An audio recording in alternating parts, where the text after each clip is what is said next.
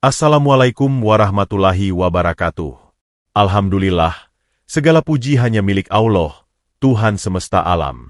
Shalawat serta salam mari kita hadiahkan untuk junjungan kita, Nabi Muhammad, keluarga, sahabat, dan seluruh umat beliau hingga akhir zaman. Sahabatku semua yang dirahmati Allah, semoga hari ini Allah limpahkan keberkahan, kesehatan, dan ketenangan jiwa untuk kita semua. Terima kasih sudah hadir kembali di channel ini, tempat kita berbagi kisah, renungan, dan hikmah dari perjalanan para nabi dan ajaran Islam yang penuh cahaya. Pernahkah Anda merasa hidup begitu sempit? Masalah datang bertubi-tubi, jalan keluar seakan tertutup rapat, dan hati terasa gelap tak tahu arah? Bayangkan, jika kita berada di posisi Nabi Yunus, alaihi salam, terjebak dalam perut seekor ikan di tengah kegelapan samudra. Tak ada cahaya, tak ada suara manusia, hanya gelap, sunyi, dan doa yang terucap dari hati terdalam. Pertanyaannya, doa apa yang beliau panjatkan, hingga Allah segera menolong dan menyelamatkannya? Dan bagaimana doa itu bisa menjadi senjata ampuh untuk kita saat berada di keadaan paling sulit sekalipun? Kisah Nabi Yunus bukan sekadar cerita sejarah, tapi sebuah cermin kehidupan. Setiap manusia pasti pernah berada di titik terdesak, merasa terhimpit oleh masalah. Entah karena kesalahan diri, cobaan hidup, atau keadaan yang tak pernah kita duga. Di saat seperti itu, kita sering lupa bahwa ada doa yang sangat mustajab. Doa yang lahir dari hati yang hancur, penuh penyesalan, dan berserah diri hanya kepada Allah. Doa itulah yang dikenal dengan doa Nabi Yunus. La ilaha illa anta, subhanaka inni kuntu minaz zalimin. Tiada Tuhan selain Engkau, Maha Suci Engkau, sesungguhnya aku termasuk orang-orang yang zalim. Mari kita renungkan bersama, apa rahasia di balik doa ini, dan bagaimana kita bisa mengamalkannya dalam kehidupan sehari-hari. 1. Kegelapan yang berlapis-lapis. Bayangkan, sahabatku, Nabi Yunus berada dalam keadaan yang hampir mustahil dipercaya. Tubuhnya ditelan oleh seekor ikan besar, entah di dasar samudra mana, jauh dari daratan, jauh dari sesama manusia. Tidak ada cahaya matahari yang bisa menembus. Tidak ada rembulan yang bisa menerangi, tidak ada suara manusia yang bisa menghibur. Yang ada hanyalah kegelapan, keheningan, dan rasa terhimpit yang begitu mencekam. Dalam Al-Quran, Allah menggambarkan bahwa Yunus berada dalam 3 lapisan kegelapan, kegelapan malam, kegelapan laut, dan kegelapan perut ikan. Bisa kita bayangkan, betapa mustahil manusia bisa keluar dari situasi seperti itu. Dalam logika manusia, itu adalah akhir dari segalanya. Tidak ada jalan, tidak ada harapan. Tetapi justru disitulah lahir sebuah doa yang begitu mulia. Sahabatku, hidup kita pun sering terasa seperti itu. Ada saatnya kita terjebak dalam kegelapan berlapis, versi kita sendiri. Kegelapan pertama mungkin berupa kesalahan masa lalu yang selalu menghantui. Kegelapan kedua berupa masalah hidup yang menumpuk, hutang, penyakit, pertengkaran, tekanan kerja, atau kesulitan keluarga. Dan kegelapan ketiga adalah rasa putus asa yang membungkam hati, seakan-akan Allah tidak lagi peduli. Namun, dari kisah Nabi Yunus kita belajar, kegelapan bukanlah akhir. Justru kegelapan adalah pintu untuk menemukan cahaya. Kadang Allah menenggelamkan kita dalam masalah bukan untuk menghukum, tapi untuk membuat kita benar-benar kembali kepadanya. Karena saat semua jalan tertutup, barulah kita sadar bahwa hanya Allah yang tidak pernah meninggalkan. Lihatlah bagaimana Nabi Yunus tidak berteriak-teriak menyalahkan keadaan. Beliau tidak meratap panjang, tidak berkata, "Kenapa aku, ya Allah?" Beliau hanya menengadahkan hati, bukan tangan, lalu memanggil Tuhannya dengan penuh keyakinan. Di dalam perut ikan itu, beliau tahu, hanya doa yang bisa menembus dinding tebal kegelapan, hanya doa yang bisa menggetarkan arsy Allah. Sahabatku, seringkali kita merasa doa kita terlalu kecil untuk masalah yang besar. Tapi ingatlah, doa Nabi Yunus yang pendek itu justru mampu memecah keheningan samudra, menembus gelapnya perut ikan, hingga sampai ke langit. Doa yang lahir dari hati yang benar-benar tulus mampu membuka pintu pertolongan Allah yang tidak pernah kita duga. Hikmahnya, jika saat ini kita sedang merasa hidup seperti di dalam kegelapan, jangan buru-buru menganggap itu sebagai hukuman. Bisa jadi itu adalah jalan Allah untuk mendekatkan kita. Kegelapan itu bukan untuk mematikan, tapi untuk menumbuhkan kembali cahaya iman di dalam hati. Maka, saat hidup terasa sesak, katakan dalam hati, "Ya Allah, Engkau tidak pernah jauh. Aku hanya lupa kembali pada MU." Karena kegelapan apapun yang menimpa kita, sesungguhnya hanyalah jalan agar kita bisa lebih mengenal Allah, lebih dekat kepadanya, dan lebih merasakan cahaya kasih-Nya. 2. Pengakuan dosa dan kerendahan hati. Sahabatku, ada satu kalimat yang diucapkan Nabi Yunus, alaihi salam di dalam perut ikan, sebuah kalimat yang begitu sederhana namun syarat makna. Ini kuntu minaz zalimin. Sesungguhnya aku termasuk orang-orang yang zalim. Kalimat ini adalah pengakuan jujur seorang hamba di hadapan Rabb-Nya. Nabi Yunus tidak mencari alasan, tidak menyalahkan keadaan, tidak pula menuduh takdir. Beliau justru mengakui dengan rendah hati, bahwa kesulitan yang ia alami lahir dari kelemahan dirinya sendiri. Disinilah letak kemuliaannya. Karena seringkali manusia jatuh pada kebiasaan yang berlawanan. Saat hidup terpuruk, kita tergoda untuk menyalahkan orang lain. Kita berkata, "Kalau saja dia tidak begini, aku tidak akan begini." Atau, kita menyalahkan takdir. Bahkan kadang, naudzubillah, kita merasa Allah tidak adil. Padahal, semakin kita sibuk mencari kambing hitam, semakin jauh kita dari pertolongan Allah. Lihatlah Nabi Yunus. Beliau adalah seorang nabi, orang yang suci dan diutus Allah untuk membimbing manusia. Namun ketika ujian datang, beliau tetap menundukkan diri, mengakui kelemahan dan kesalahannya. Ini mengajarkan kepada kita, bahwa semakin tinggi derajat seseorang, seharusnya semakin rendah hatinya di hadapan Allah. Mengakui dosa bukanlah kelemahan, tapi kekuatan. Sebab, hanya hati yang berani jujur pada diri sendiri yang mampu mendapatkan rahmat Allah. Seperti seorang anak yang salah dan akhirnya datang meminta maaf pada orang tuanya. Bukankah orang tua akan lebih mudah luluh saat anaknya berkata, "Ayah, Ibu, maafkan aku salah." Begitu pula Allah, bahkan jauh lebih penyayang. Sahabatku, coba kita renungkan. Berapa kali kita melakukan kesalahan setiap hari? Kadang kita meninggalkan sholat, kadang hati dipenuhi iri, kadang lisan melukai tanpa sadar. Namun seringkali kita terlalu gengsi untuk benar-benar bersujud sambil berkata, "Ya Allah, aku yang salah, aku yang lalai. Ampunilah aku." Pengakuan dosa adalah pintu ampunan, dan pintu ampunan adalah pintu keberkahan. Nabi Yunus mengajarkan kita bahwa keajaiban tidak datang dari panjangnya doa, tidak pula dari indahnya kata-kata. Keajaiban datang ketika hati yang penuh kerendahan mengakui kelemahan di hadapan Sang Maha Kuasa. Bayangkan jika doa Nabi Yunus diubah menjadi keluhan. Bayangkan jika beliau hanya meratap, "Ya Allah, mengapa aku yang ditelan ikan? Mengapa bukan orang lain?" Apakah doa itu akan menembus langit? Tidak, sahabatku. Karena doa yang hanya berisi keluhan, tanpa kerendahan hati, ibarat panah tanpa ujung, tak akan sampai pada target. Maka, rahasia dari doa Nabi Yunus adalah kejujuran hati. Doa itu lahir dari penyesalan mendalam, dari kerendahan hati yang tulus. Doa itu bukan sekadar kata, tapi cermin dari hati yang hancur lebur, lalu ditata kembali oleh cinta Allah.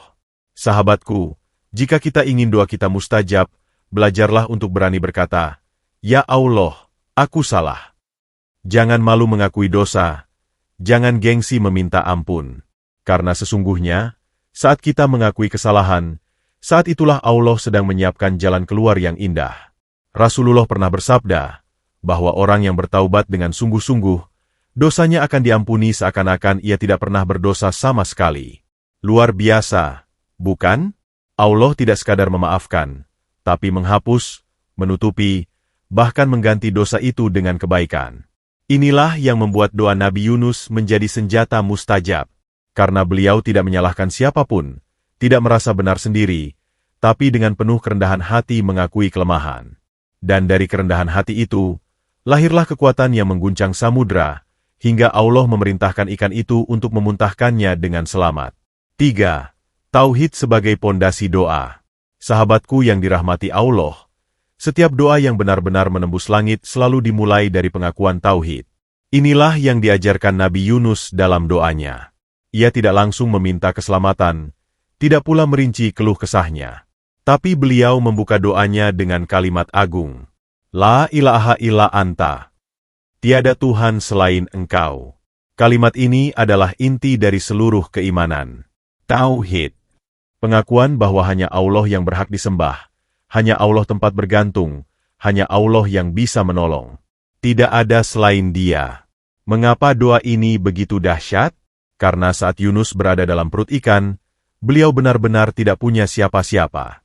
Tidak ada keluarga, tidak ada sahabat, bahkan bumi pun tak lagi bisa ia pijak. Tidak ada tempat lari, tidak ada arah untuk pulang. Semua makhluk seakan menutup jalan. Yang tersisa hanyalah Sang Pencipta. Dan itulah keadaan yang paling murni.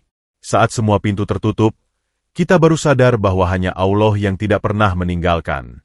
Tauhid adalah pondasi doa, sebab jika hati kita masih bergantung pada manusia, pada harta, atau pada kekuatan diri, doa kita akan terasa hampa. Mari kita jujur pada diri sendiri, sahabatku. Berapa kali kita berdoa, tapi dalam hati masih meyakini bahwa manusia bisa lebih cepat membantu kita daripada Allah? Berapa kali kita sholat, lalu keluar dari sajadah masih cemas seakan rezeki hanya tergantung pada bos, jabatan, atau usaha kita sendiri? Padahal semua itu hanyalah perantara. Hanya Allah yang punya kuasa memberi dan menahan. Doa Nabi Yunus mengingatkan kita, sebelum menyebutkan permintaan, teguhkan dulu keyakinan. Katakan dengan hati, La ilaha illa anta. Seakan kita sedang berkata, Ya Allah, hanya Engkau satu-satunya yang bisa menolongku. Aku tidak punya siapa-siapa selain Engkau. Tauhid yang tulus mengubah doa menjadi senjata. Kalimat tauhid ibarat kunci yang membuka pintu langit. Tanpa kunci itu, doa kita hanya akan bergulir di bibir. Dengan kunci itu, doa akan terbang tinggi, menembus dinding langit, dan sampai di hadapan Allah. Sahabatku, pernahkah Anda perhatikan orang-orang yang benar-benar ikhlas berdoa? Mereka tidak panjang lebar, tidak memakai kata-kata indah, tapi hatinya penuh kepasrahan. Ia mungkin hanya berkata, Ya Allah, tolonglah aku. Tapi karena hatinya penuh keyakinan bahwa hanya Allah yang bisa menolong, doa itu lebih kuat daripada doa yang panjang tapi kosong dari tauhid. Inilah yang membedakan doa Nabi Yunus dengan doa kebanyakan manusia. Beliau tidak sibuk menyebutkan permintaan rinci. Beliau tidak berkata, Ya Allah, keluarkan aku dari perut ikan, kembalikan aku ke daratan, selamatkan aku dari gelombang laut. Beliau cukup berkata, La ilaha illa anta. Karena beliau tahu, jika Allah berkehendak, semua masalah akan selesai dalam sekejap. Tauhid adalah fondasi doa, tapi juga fondasi hidup. Orang yang hatinya penuh tauhid akan lebih tenang menjalani hidup. Ia tidak takut miskin, karena ia tahu rezeki di tangan Allah. Ia tidak takut kehilangan, karena ia tahu Allah yang maha mengganti. Ia tidak takut sendirian, karena ia tahu Allah selalu bersama. Sahabatku, mari kita belajar dari doa Nabi Yunus. Saat hidup terasa gelap, saat masalah menutup jalan, jangan panik. Katakan dulu dengan hati, La ilaha illa anta. Tanamkan keyakinan bahwa hanya Allah yang bisa menolong. Dengan itu, doa kita akan menjadi doa yang hidup, doa yang kuat, doa yang penuh cahaya. Karena sesungguhnya, tauhid bukan hanya kalimat, tapi sikap hati. Dan hati yang bertauhid adalah hati yang tidak pernah kehilangan arah, sekalipun berada di dasar kegelapan. 4. Doa di saat terdesak lebih didengar Allah. Sahabatku yang dirahmati Allah, pernahkah kita merasakan titik terendah dalam hidup? Saat semua jalan terasa tertutup, usaha sudah maksimal namun hasil tak kunjung datang, bahkan doa pun terasa seakan menggantung di udara. Itulah momen ketika hati benar-benar terdesak. Nabi Yunus alaihissalam mengalaminya dalam bentuk paling nyata. Bayangkan, beliau berada dalam perut ikan besar, di tengah samudra yang luas, di malam yang pekat. Tidak ada manusia lain, tidak ada pertolongan lahiriah, tidak ada kesempatan untuk bergerak apalagi menyelamatkan diri. Itulah titik di mana manusia benar-benar tidak punya daya. Dan dari titik itu, beliau berdoa. Doa yang lahir bukan dari lisan yang biasa, melainkan dari hati yang hancur, dari jiwa yang penuh pasrah. Doa dari orang yang benar-benar tidak punya siapa-siapa kecuali Allah. Rasulullah bersabda, Doa Zunnun, Nabi Yunus, ketika dalam perut ikan. La ilaha illa anta, subhanaka inni kuntu minaz zalimin. Barang siapa yang berdoa dengan doa ini, maka Allah akan mengabulkan permintaannya. Hadis riwayat Tirmidzi. Mengapa doa di saat terdesak begitu mustajab? Karena saat itu hati manusia menjadi paling jujur. Tidak ada lagi lapisan kesombongan, tidak ada lagi alasan palsu. Yang tersisa hanyalah pengakuan tulus, bahwa kita lemah, kita salah, dan kita butuh Allah sepenuhnya. Sahabatku, coba kita renungkan. Saat kapal sudah hampir karam, bukankah orang yang tadinya lalai pada Allah akan tiba-tiba berdoa dengan sungguh-sungguh? Saat dokter berkata penyakit kita sudah parah, bukankah hati kita lebih lembut mengingat Allah? Saat hutang menumpuk dan jalan seakan buntu, bukankah sujud kita menjadi lebih lama, air mata kita lebih deras? Itulah rahasia doa di saat terdesak. Allah mencintai doa dari hati yang benar-benar kembali padanya. Doa yang tidak lagi setengah hati, tapi doa yang lahir dari jiwa yang pecah dan berserah penuh. Namun, ada hal yang lebih indah lagi. Allah tidak hanya mendengar doa kita saat kita terdesak. Justru Allah menyukai hamba yang terbiasa berdoa, baik di saat lapang maupun sempit. Tapi ketika kita berada di titik terendah, Allah menjadikan doa kita lebih cepat diangkat, karena saat itu kita sedang berada dalam kondisi paling jujur dan paling pasrah. Nabi Yunus tidak berkata panjang lebar. Beliau tidak merinci permintaan, tidak mengadu tentang perut ikan, tidak menyebutkan rasa sakitnya. Beliau hanya memuji Allah, mengakui kelemahan diri, dan menyerahkan segalanya. Dan doa itu cukup untuk menggetarkan arsy Allah. Sahabatku, jangan pernah remehkan doa yang lahir dari hati yang hancur. Kadang kita merasa doa itu terlalu singkat, terlalu sederhana. Tapi justru kesederhanaan yang tulus itulah yang paling berharga. Karena yang Allah lihat bukan panjangnya kata, tapi dalamnya makna. Bayangkan seorang anak kecil yang jatuh dan terluka. Ia tidak bisa menjelaskan panjang lebar apa yang ia butuhkan. Ia hanya menangis sambil memanggil ibunya. Ibu, tolong. Dan sang ibu akan segera berlari mendekat, memeluk, dan mengobatinya. Begitu pula doa seorang hamba yang terdesak. Ia hanya berkata singkat, tapi Allah yang Maha Pengasih segera datang dengan pertolongannya. Hikmahnya, jika kita sedang berada di titik sulit, jangan menunda doa. Ucapkan dengan hati. Jangan khawatir jika doa kita pendek. Jangan minder jika doa kita tidak sevasi orang lain. Yang penting doa itu jujur, lahir dari hati yang penuh pasrah. Doa Nabi Yunus mengajarkan, saat terdesak bukan berarti kita kalah. Justru saat itulah kita paling dekat dengan kemenangan, karena Allah Maha mendengar rintihan hambanya. Maka, jika hidup menekan kita dari segala sisi, jangan jadikan itu alasan untuk putus asa. Jadikan itu alasan untuk berdoa lebih sungguh-sungguh. Karena doa di saat terdesak tidak pernah sia-sia. Ia adalah panah emas yang menembus langit, disambut oleh rahmat Allah, dan mengubah kegelapan menjadi cahaya pertolongan. 5. Doa sebagai jalan keluar dari semua masalah.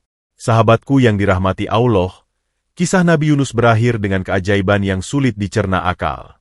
Setelah beliau berhari-hari berada dalam kegelapan, memanjatkan doa dengan penuh pasrah, Allah memerintahkan ikan itu untuk memuntahkannya ke daratan.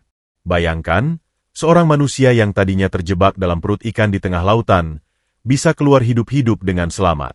Itu bukan sekadar kisah, tapi sebuah tanda bahwa doa benar-benar mampu menjadi jalan keluar dari masalah yang paling mustahil sekalipun. Kisah ini memberi kita keyakinan bahwa sebesar apapun masalah yang kita hadapi, tidak ada yang terlalu sulit bagi Allah untuk menyelesaikannya. Kadang kita berpikir, hutangku terlalu banyak, bagaimana mungkin bisa lunas? Atau, penyakitku sudah lama, dokter pun angkat tangan, adakah jalan keluar? Atau, aku sudah jatuh terlalu dalam dosa, mungkinkah Allah masih mau mengampuni? Jawabannya ada dalam doa Nabi Yunus. Selama kita masih hidup, masih ada waktu untuk berdoa. Dan selama kita berdoa dengan hati yang penuh pasrah, selalu ada jalan keluar yang Allah siapkan, meski mata kita belum bisa melihatnya sekarang. Allah berfirman dalam Al-Quran, "Dan demikianlah kami selamatkan Yunus dari kesedihan. Dan demikianlah kami selamatkan orang-orang yang beriman." Quran Surat Al-Anbiya, 88. Ayat ini menegaskan bahwa kisah Nabi Yunus bukan hanya milik beliau, tapi juga janji untuk kita semua. Jika kita meneladani doa beliau, Allah pun akan menyelamatkan kita dari kesulitan, dari kesedihan, dari masalah yang menyesakkan hati. Sahabatku, doa adalah senjata paling dahsyat seorang mukmin. Banyak orang meremehkan doa karena tidak langsung melihat hasilnya. Padahal doa bukan hanya tentang permintaan yang dikabulkan seketika. Doa adalah tentang ketenangan hati, tentang ikatan kita dengan Allah, tentang keyakinan bahwa kita tidak pernah sendirian. Ada kalanya doa kita membuat masalah cepat selesai. Ada kalanya doa kita menguatkan hati, sehingga kita mampu menanggung masalah dengan lebih sabar. Ada kalanya pula doa kita mengalihkan musibah menjadi keberkahan yang tersembunyi. Intinya, doa selalu menjadi jalan keluar, meski bentuknya bisa berbeda dengan apa yang kita bayangkan. Coba kita renungkan, sahabatku. Bukankah hidup ini penuh liku? Kadang kita merasa kuat, lalu tiba-tiba diuji dengan kehilangan. Kadang kita merasa cukup, lalu tiba-tiba diuji dengan kesempitan. Semua itu bukan tanpa makna. Allah ingin kita kembali kepadanya. Dan jalan kembali itu bernama doa. Nabi Yunus selamat bukan karena ia kuat berenang, bukan karena ada perahu yang menolong, bukan pula karena ia memiliki harta. Beliau selamat hanya karena doa. Begitu pula kita. Mungkin kita punya rencana, punya usaha, punya pertolongan manusia, tapi pada akhirnya yang menentukan hanyalah doa yang sampai ke hadapan Allah. Sahabatku, jika saat ini engkau sedang menghadapi masalah yang terasa mustahil, jangan menyerah. Ingatlah Nabi Yunus. Ingatlah kalimat ringkas itu. La ilaha illa anta, subhanaka inni kuntu minaz zalimin. Ucapkan berulang-ulang, jadikan zikir harian, biarkan ia mengalir dari hati, bukan sekadar dari bibir. Karena doa ini bukan hanya bacaan, tapi kunci pertolongan Allah. Percayalah, tidak ada masalah yang terlalu besar bagi Allah. Tidak ada jalan yang benar-benar buntu selama kita masih mau berdoa. Doa adalah jembatan antara kelemahan kita dengan kekuatan Allah. Doa adalah jalan keluar dari setiap kesulitan, meski kadang jalannya tidak kita sangka. Maka sahabatku, jangan pernah berhenti berdoa. Karena doa adalah cahaya di tengah gelapnya hidup, napas bagi jiwa yang sesak, dan pintu pertolongan yang selalu terbuka. Dari Nabi Yunus kita belajar, doa bukan hanya pelipur lara, tapi senjata mustajab. Doa bisa mengubah kegelapan menjadi cahaya, kesesakan menjadi kelapangan, bahkan kemustahilan menjadi kenyataan. Sahabatku semua, dari kisah Nabi Yunus kita belajar, dalam kegelapan hidup, jangan berhenti berdoa. Akui kelemahan diri, jangan sombong. Letakkan tauhid sebagai dasar doa. Doa paling tulus lahir dari hati yang terdesak. Dan yakinlah, setiap doa akan membuka jalan keluar. Mari kita jadikan doa Nabi Yunus bukan hanya bacaan, tapi bagian dari kehidupan. Ucapkan saat hati terasa sesak, saat masalah menumpuk, atau bahkan saat hati tenang, sebagai bentuk zikir dan pengingat. Mari kita tutup dengan doa. Allahumma ya Ghaffar, ampuni dosa-dosa kami. Ya Ar-Rahman, rahmati hidup kami. Ya Afatah, bukakan jalan keluar dari setiap kesulitan kami. Jadikan doa Nabi Yunus sebagai penguat hati kami, pelindung jiwa kami, dan pengingat agar kami tak pernah jauh dari MU. Terima kasih telah menyimak. Jangan lupa untuk like, share, dan subscribe agar semakin banyak yang mendapat manfaat. Dan tulislah di kolom komentar zikir ini. La ilaha illa anta, subhanaka inni kuntu minaz zalimin. Sebagai pengingat untuk diri kita sendiri dan sebagai doa bersama. Wassalamualaikum warahmatullahi wabarakatuh.